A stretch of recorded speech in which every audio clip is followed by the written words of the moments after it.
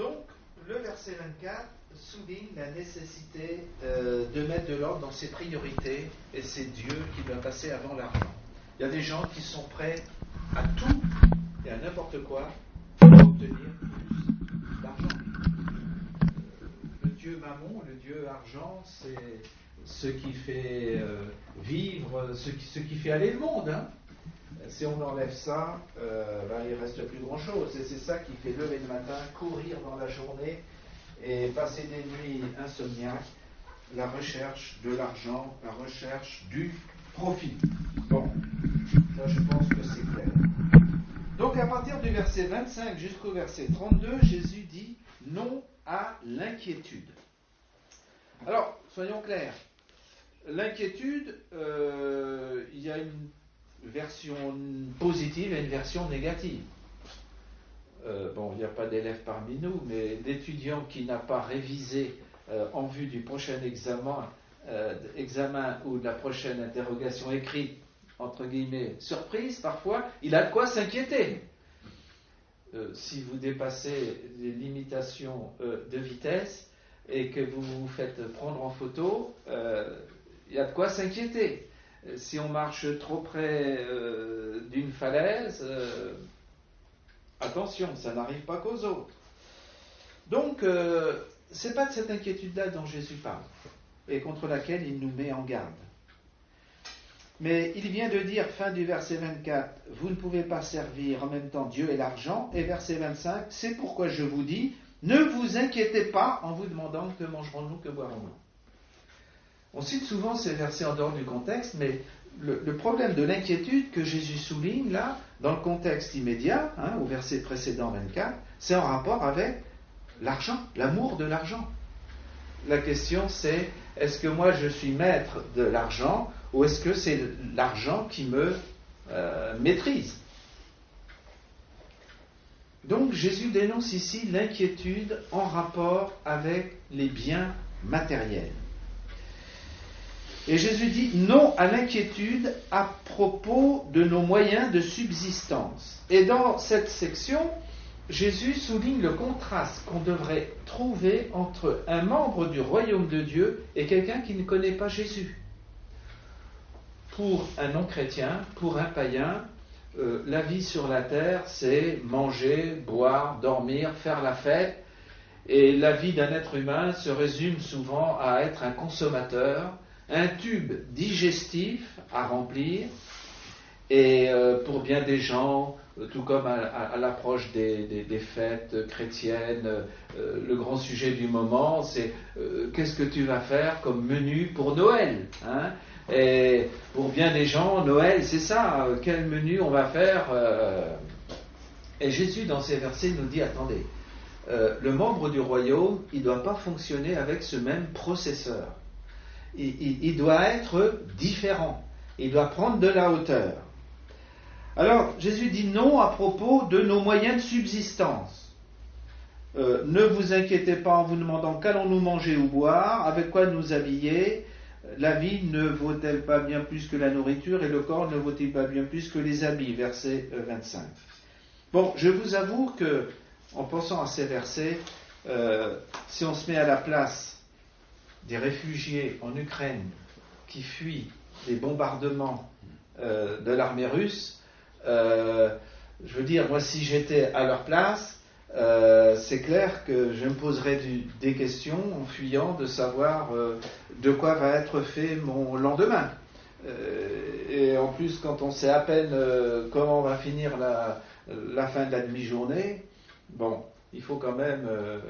Mais là, on est d'accord, c'est une situation extrême.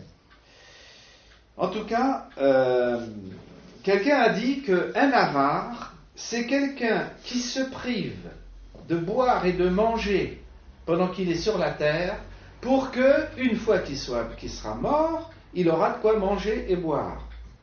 Bon. En tout cas, Jésus nous invite à ne pas confondre, à faire une différence entre ce qui est essentiel et ce qui est secondaire.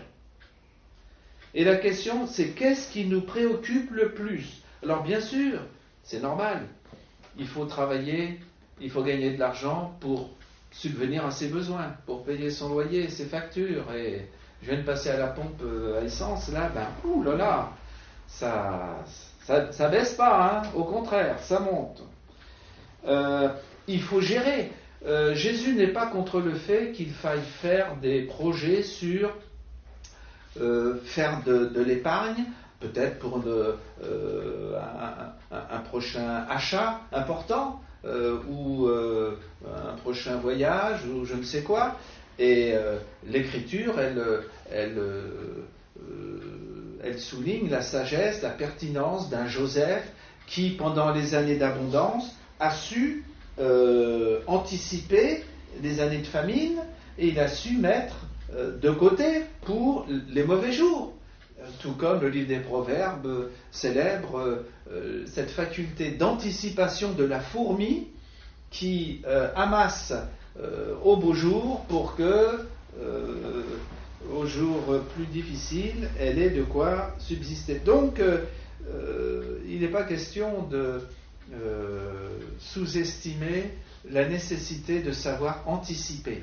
Mais entre anticiper, prévoir et s'inquiéter, il y a quand même une différence. Une personne anxieuse, en général, tout à l'heure j'ai dit que l'anxiété, elle est énergivore. Elle siphonne notre énergie qu'on ne peut plus canaliser par ailleurs. De plus, une personne anxieuse, elle a tendance à manquer d'objectivité. Elle noircit la réalité, elle porte des verres teintés, une personne anxieuse, elle manque de nuances. Une personne anxieuse a tendance à perdre ses moyens et elle a tendance à paniquer pour un rien. Dans la fable de Jean de La Fontaine, du savetier et du financier, si un chat rôde, on craint qu'il vienne voler notre argent. Une personne anxieuse a du mal à prendre des décisions et l'inquiétude réduit notre efficacité personnelle et elle nous empêche de jouir de ce qui se trouve à notre disposition. Proverbe 12, 25 dit « Le souci au fond du cœur déprime un homme ». Et l'anxiété, l'inquiétude, elle nourrit l'incrédulité. Elle nous empêche de nous approprier les promesses de la parole de Dieu. Alors c'est pas pour rien que l'auteur de l'Épître aux Hébreux, Hébreux 13, versets 5 et 6, dit « Que votre conduite ne soit pas guidée par l'amour de l'argent ». Ça ne veut pas dire que, encore une fois, c'est normal que le chrétien cherche à gagner de l'argent, mais que votre conduite ne soit pas guidée par l'amour de l'argent. Contentez-vous de ce que vous avez présentement, car Dieu lui-même a dit « Je ne te délaisserai point ». Alors à propos de la nourriture, Jésus, enfin observateur de la nature, il regarde les petits oiseaux. Et il dit « Mais regardez ces petits oiseaux. Dieu les nourrit, et Dieu sait si les oiseaux, ils ne sèment pas, ils ne moissonnent pas, à la différence des agriculteurs, ils peuvent faire la grasse matinée autant qu'ils veulent. Votre Père Céleste les nourrit. Et Jésus en tire cette leçon, si le Père Céleste nourrit ces petits oiseaux, sa création animale, à combien plus forte raison ne saura-t-il pas prendre soin de vous, qui êtes les seuls à avoir été créés à son image. Et Jésus d'ajouter au verset 27 que l'inquiétude est loin de prolonger la durée de la vie, bien au contraire. Qui de vous peut, à force d'inquiétude, prolonger son existence, ne serait-ce que de quelques instants? Pas besoin d'avoir fait des études en médecine pour savoir que l'inquiétude retranche plutôt qu'elle n'ajoute. Elle diminue plutôt qu'elle n'augmente la durée de la vie. On n'a jamais vu un anxieux augmenter son espérance de vie. Enfin, je ne travaille pas dans les hôpitaux, mais je présume que... Voilà pour la nourriture. Même chose pour les habits. Jésus regarde les petites fleurs des champs, les lys sauvages. Si Dieu prend soin de sa création végétale, après prendre soin de sa création animale, si Dieu prend soin de sa création végétale, à combien plus forte raison ne prendra-t-il pas soin des êtres humains créés à son image et qui ont encore bien plus de valeur à ses yeux? Versets 28 à 30. Et Jésus égratigne au passage les gens qui sont épris par la haute couture quand il dit que Salomon même, dans toute sa gloire, n'a pas été vêtu à la manière d'une petite fleur des champs. Rien que, on est en pleine saison des jonquilles. Il y a quand même des hommes qui savent s'émerveiller devant une petite fleur, prime vert ou jonquille, bien annonciatrice du printemps. Et Jésus de nous dire que les fleurs des champs sont encore mieux loties que nos gouvernants, malgré toute leur garde-robe.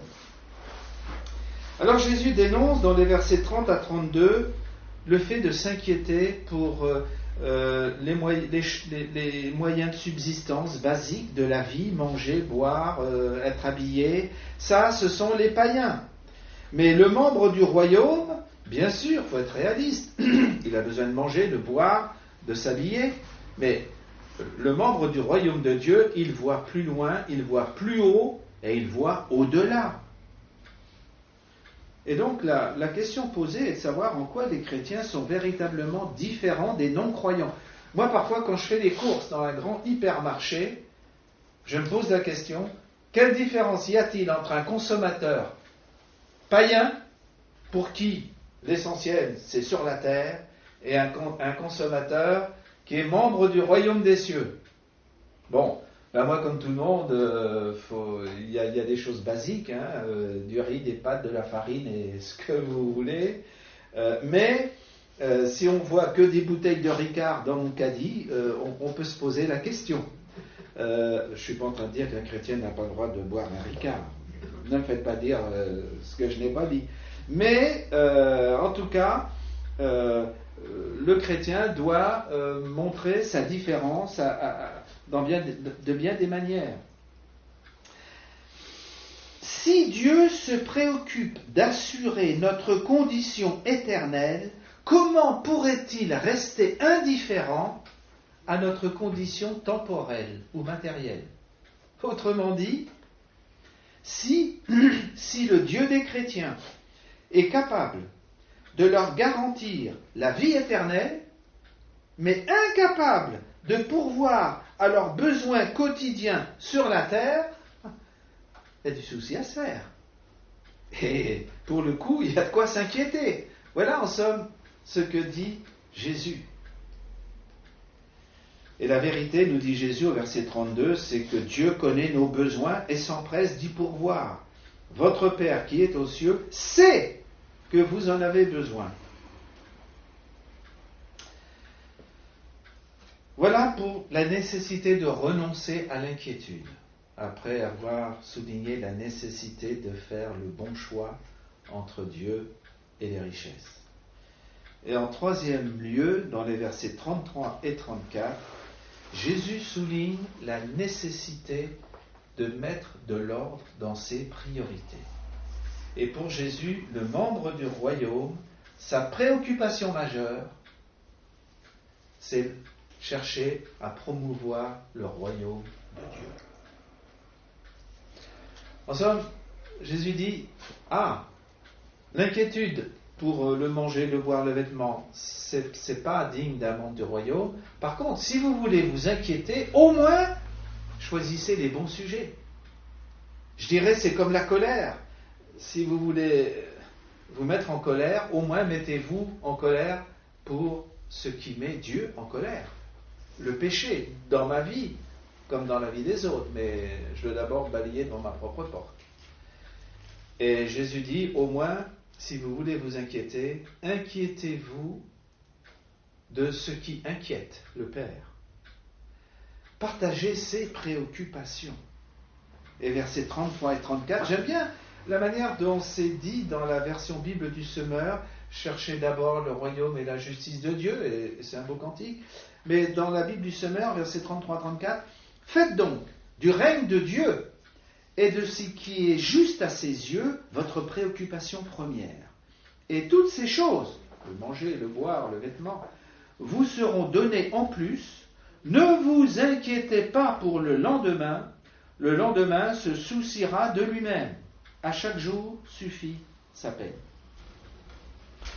Dans la vie, chacun est motivé par une passion, chacun nourrit une ambition ou poursuit un objectif. En langage très trivial, chacun se bouge pour une passion.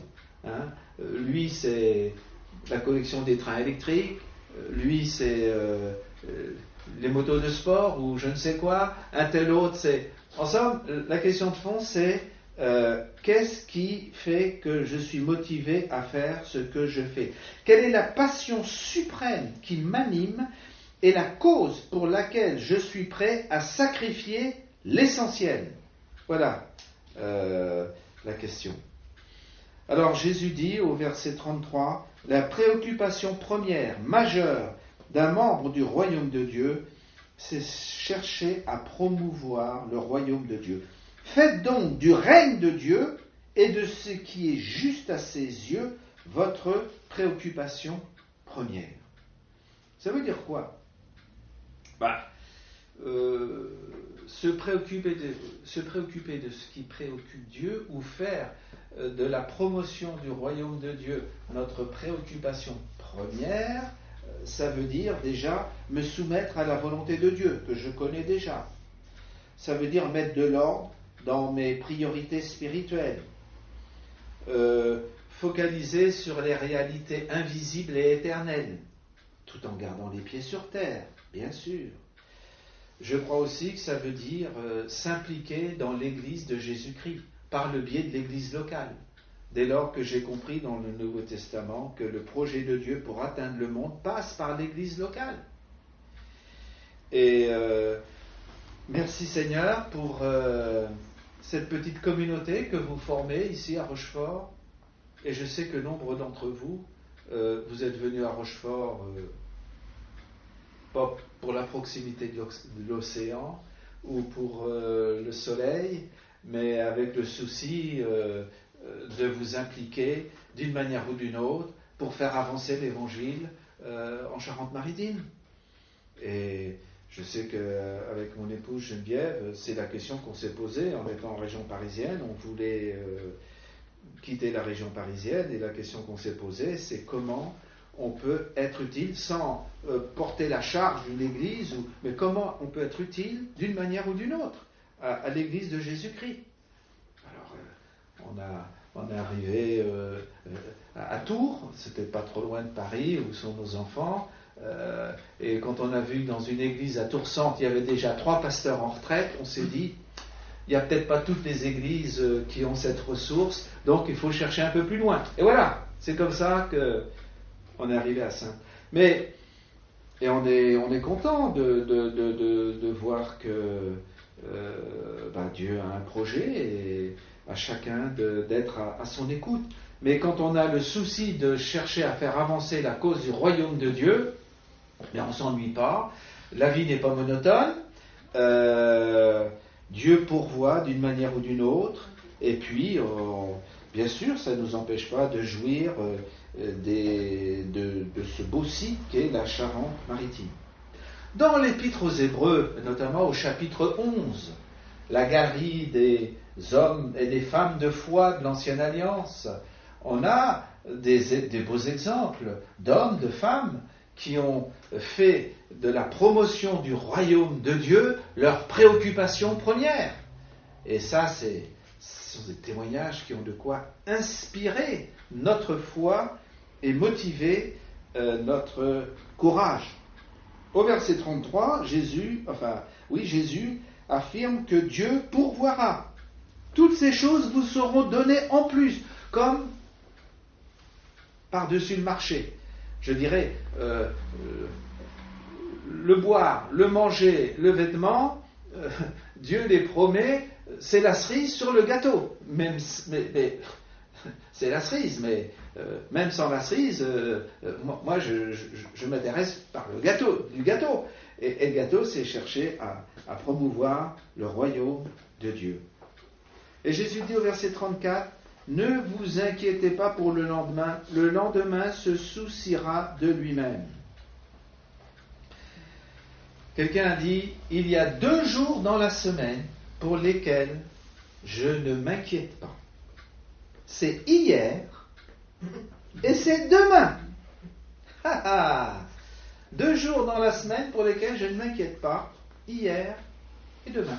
Autrement dit, je vis dans l'aujourd'hui de Dieu. Verset 34.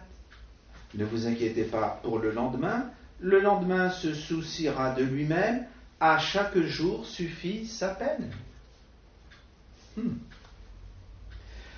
Notre relation avec Jésus, j'allais dire, c'est un peu comme l'électricité. On ne peut pas en faire un stock chez soi et puis se dire, bon ben maintenant, doucement le matin et pas trop vite le soir, je suis tranquille pour les 3 prochaines semaines. Quand on fait nos courses, on peut faire des réserves, et c'est certainement une bonne chose d'anticiper et d'être un peu fourmi quand même. Mais la grâce de Dieu, on ne peut pas la stocker. Et c'est en continu, c'est au moment où je vis, au moment présent, que j'ai besoin de puiser dans les ressources de la grâce de Dieu. Et Jésus nous invite ici, nous rappelle que nous devons apprendre à vivre dans l'aujourd'hui de Dieu. Et la bonne nouvelle, c'est que Dieu est le Dieu d'aujourd'hui, mais il est aussi le Dieu du lendemain. Non, les bontés de l'Éternel ne sont pas à leur terme, et ses tendresses ne sont pas épuisées. Chaque matin, elles se renouvellent. Oui, ta fidélité est grande. Lamentation 3 de Jérémie, Lamentation 3, versets 22 et suivant.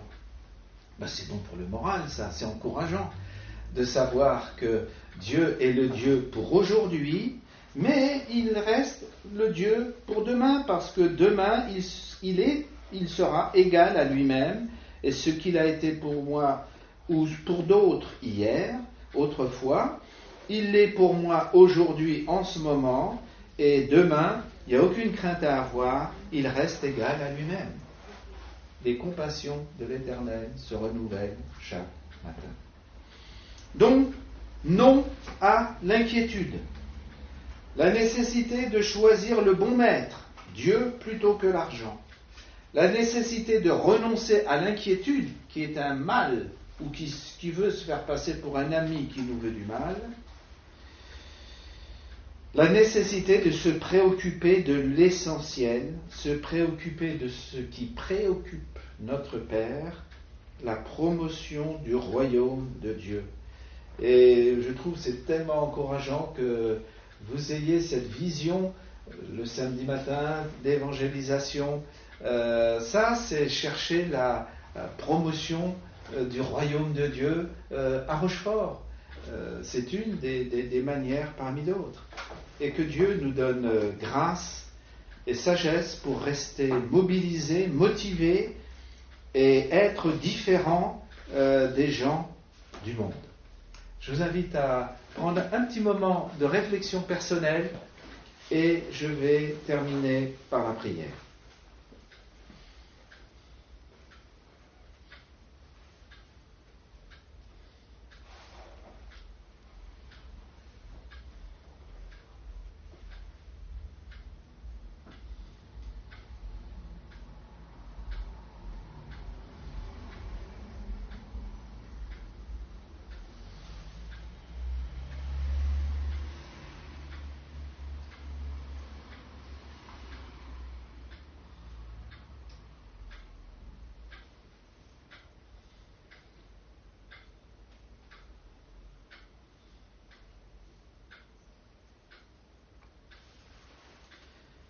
Seigneur, pardon, parce que parfois je me laisse influencés par l'esprit de ce monde qui formate une certaine façon de penser et une mentalité.